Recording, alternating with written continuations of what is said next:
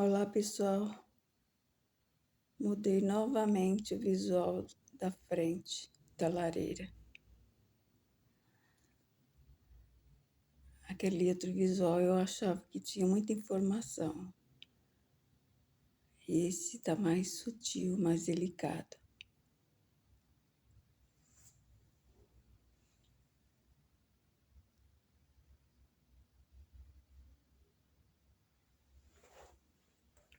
Ficou mais formal agora.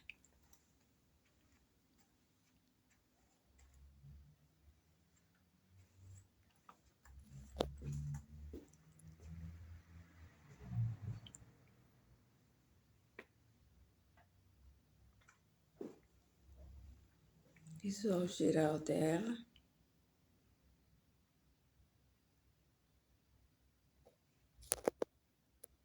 É isso aí, pessoal. Espero que vocês gostem. Tchau.